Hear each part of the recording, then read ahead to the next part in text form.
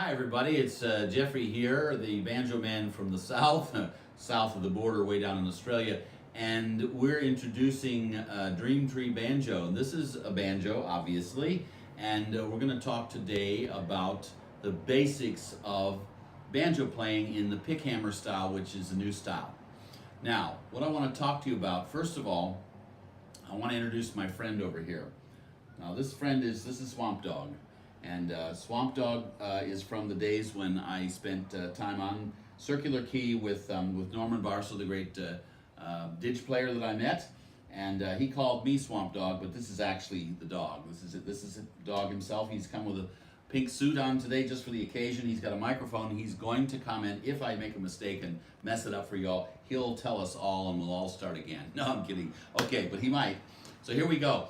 We're going to talk today about the fundamentals of banjo playing, and I'm going to start really basic, because this series and this whole thing is pretty much for new people, intermediate banjo players. Advanced people don't need to hear all this because they've probably done their own study, but I'm going to tell you the basics because I want you to really get it. Okay, so this is a banjo. Okay, a banjo is an instrument, it's fairly new instrument actually. It was invented, well, the old ones were pretty old, they go back to Africa actually, but the modern instrument was invented I think about 140 years ago, something like that. And the latest ones have these, they're pretty modern thing, okay? So this is a banjo, okay? So it's got a round thing and it's got the neck and all of that. You notice it's got some interesting features about it, okay? So it's actually, if you look at it, see that? It's a drum. It's like a snare drum. You can,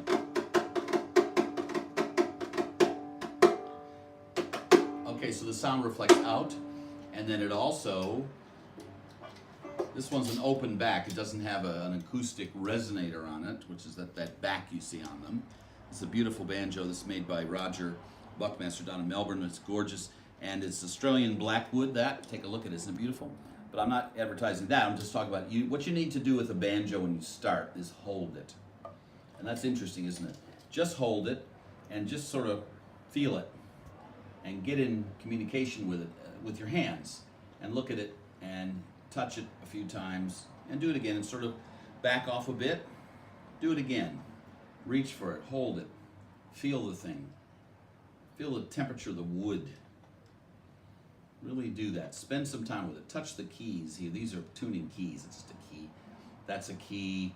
You know, they call it a key. Okay, what do you mean? It's actually a thing you hold and turn, which changes the string length, which is what they call the pitch, which is up or down. Very hard, isn't it? It's simple. Okay? And just do this. Just feel it. And this might seem silly to you, but I'm telling you that this is going to help you play. You want to get in communication with your instrument. So you want to touch it here, let go, touch it again. Do that and let go, touch it. That's called a bridge. What is it, a bridge? Well, take a look at it. Does it not look like a bridge to you? It is a bridge because it's actually holding the strings up on this. Okay, it's all held by tension, not glued there, okay? And this little tail piece here holds the strings down, okay? And these hooks here pull the head tight. Tune them up, turn them with a quarter of a turn, and you turn, and it actually tightens the head up. Because what you want is a very tight head. All right, that's more advanced. We're not going to talk about that much now, but I just want you to. Is it okay, Swamp Dog? Am I doing a good job? Yeah? He says yes. Okay, I'm glad. Hope you do too. Okay, so we've got this here, and these hooks, you see what they are? They're pulling this hoop down, which holds the banjo head on this frame, which is a round thing. It's a round, well, a frame you usually think of as square, but this is a platform. All right? And then you got this hardwood neck, and inside is a metal rod, which connects down here, and this is connected down to this one. Some banjos have the metal rod, which goes all the way down and straight up to the top. And you'll notice something interesting here. See that little, well, this banjo is a little different, but sometimes they'll have a piece of plastic here which covers the hole where they drill down, and the rest where this little, it's called a truss rod. It's a rod that, because if you didn't have that truss rod, this is so much tension that the neck would snap. All right, so this is inlaid. It's quite nice and so forth. So it's that way. So do it again. So touch, feel. Just do this. This is your first lesson. I want you to just kind of get in communication with it. Feel. See that little plastic thing along there? That's holding the. It keeps the strings up over the, and so they don't dig into the wood. Piece of very hard plastic, actually. Okay, and then you can look at the banjo this way. Hold it up. Down the end of it. Oh my goodness. Ooh, heavy things. Okay, there we go. Okay, so just do that exercise. It's called reach and withdraw. You reach and withdraw. And do it for each part of it. Be careful when you don't, these are steel, right? You can bloody your fingers, so just take it easy. Do it with your fingers, reach and withdraw. You feel better about the banjo? I bet you do. You just, you know, it's not a terrible thing, it's just an instrument. Some people get very significant about a musical instrument. It's like this, you know, relic, something holy. No, it's okay. You can be if you want to, if you're doing it for religious ceremonies, but it's just a banjo. It's just an instrument. It's a way to make music. Do things like that. Look at that. Play with it, you know? My first banjo I had in my bed when I was 11 years old. I loved it so much. Isn't that silly? But it's like, that's how it's done. And we do that. Okay, so I've introduced you to this thing. Okay, so what we're going to do now is we're going to hold it properly. Now, one of the things about banjos is very important. They're heavy, most of them. See this strap here? This thing hooks on this. Some banjos don't have enough room there. You can tie string or something. Normally you want to have it here. Some people have it just over the shoulder. I do it this way. I have a nice embroidered strap right now. What I do is I take that strap, I put it over my head like this. And I sit back. Comfortable. Why is it comfortable? Because I don't worry about the banjo falling out of my lap and falling down on the floor and hurting something, an animal or a baby. Well, don't have a baby in your room when you're doing this, please. The point is that you're comfortable. It's not going to fall off your lap, because I've seen that many people. Whoops! Now that will fall off because it fell, but see, it didn't fall on the floor. So I go back here and I sit back in the chair. The whole point is you want to be comfortable. Relax. Take a deep breath. Good. You ready to play? No, we're not ready to play. You're ready to learn. But the point is that we're going to get ready to play. And what I'm going to do here, I'm going to introduce you to your picks. Now, picks are funny. People come to me so often with the picks wrong. This is a thumb pick. It's a very good one. It's called a GP8, this pick. It's very, very thick. It doesn't break. It's got, look at that, it's called a knuckle guard. See how it fits on the thumb? That's a wonderful pick. It doesn't move. It's very strong. I love this pick. I've got two of them. They're very hard to find in Australia, so I hope I don't ever lose it. But there's my pick. That's my thumb pick. That's the one in this style. Needs to be strong. You can get metal picks. You can get plastic. You can get thin ones. Get what's comfortable for you. But I'm suggesting get a nice thick one, because it won't break and you can really push hard when it doesn't bend. But you got to get what's comfortable for you. I've seen people with metal picks perfectly okay. So there's a pick. Now, this is an interesting one. These are the finger picks, all right? Now, that many times I've had students who come to me, walk into the lesson, and they have their picks on like this. Sorry, that's not going to work. That's not going to get you anywhere, because that's not how they go. They go like this. Okay? Let's get a shot of that. See? They're an extension of your fingers.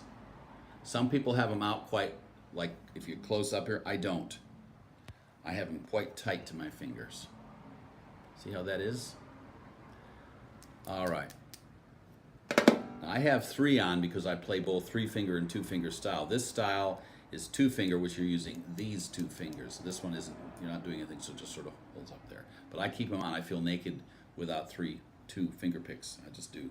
Okay, so there you go.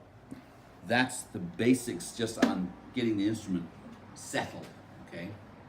Now, here's the first thing you need to do. You need to learn where to brace your hand. When I say brace your hand, I use my little finger. I could never do that one. I've seen 3-finger players who can brace that. If you can do that, fantastic, because it gives you tremendous strength.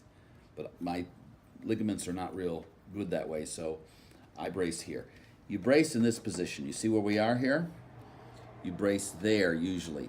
You can brace up or back, but you want to have your fingers over the strings in a comfortable position. With this style, it's 2 fingers. It's not so critical to be up like that. If you're doing 3-finger playing, you better be over the strings because you have to hit the third string, the third one. But in this one, you're going.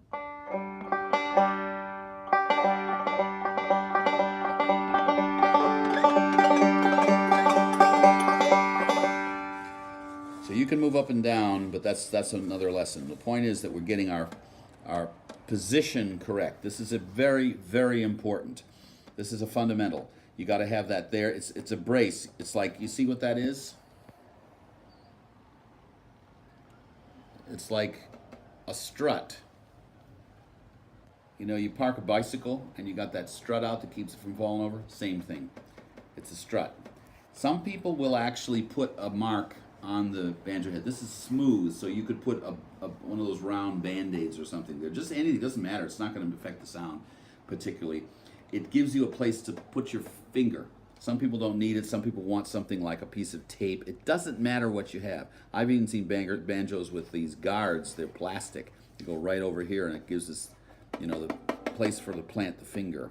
Okay, so there you go. You just plant it there. Okay, so this is a fundamental here. There we go. Crack my neck. So by the time you finish this exercise in, you know, a couple of weeks or whatever you're doing, I want you to do this.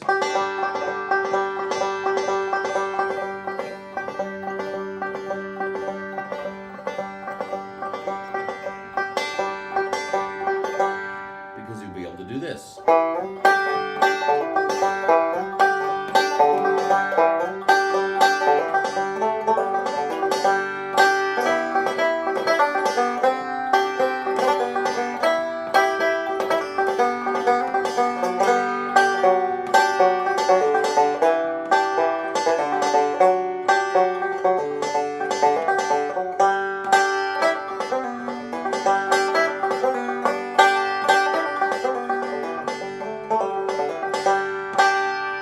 Now that's a short rendition of Holly at Green Hollow, which is your first song that you're going to learn. But right now we're talking about just the basics of getting to the point where you can do that song. And I really want you to do that song because it's a beautiful tune. First tune I ever wrote for the banjo, and I'd love to hear everybody playing it because, you know, it's a pretty song and it's very happy.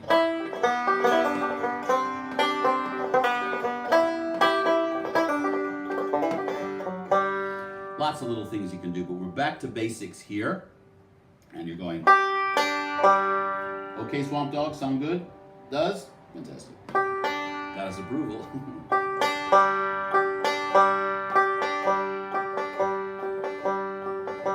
So that's the exercise. That's the first exercise. The second one goes like this. See how I came back and hit the bass string?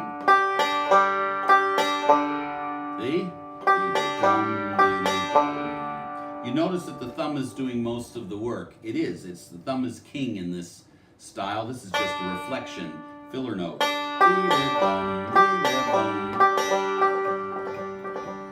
If you can get that rhythm going, bada-bum, bada-bum, bada-bum, bada-bum, it takes time. So don't be impatient with yourself. Just give yourself a win. Just do it like this. And